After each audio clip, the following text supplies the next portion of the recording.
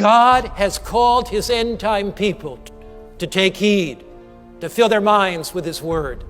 God has called his end-time people to lift up his standard high and to be done with the things of this world and not to let the world squeeze you into its mold.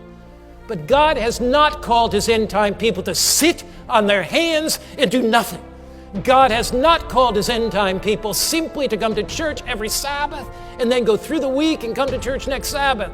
Faithful is that man, faithful is that woman, who shall be found doing. God has a mission for you. God has a message for you to share. We are the light of the world. You are an ambassador for Christ. Maybe you're working in a retirement center, but you're an ambassador for Christ to share his love and grace. Maybe you're a computer expert, but you are an ambassador for Christ to share his love and grace. Maybe you are a physician. You're an ambassador for Christ. Maybe you're a mechanic or a carpenter or a farmer. The call of the hour is the call to pour our lives out in service for Christ. Blessed is that servant who shall be found doing. Our goal is not to be looking at some time chart and say, is Christ coming in 2023, 2027, 2035?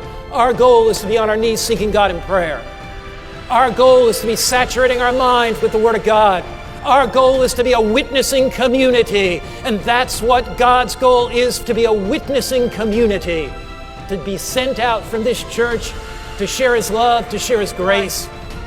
When you give your life to bless others, when you see your job as a nurse, when you see your job in computers, when you see your work as a teacher in a school, as an educator, when you see your work as a carpenter, as an electrical, that's simply the way you make a living. But the purpose of your life, the meaning of your life, is to give your life to bless somebody, to touch somebody, to share God's grace with them.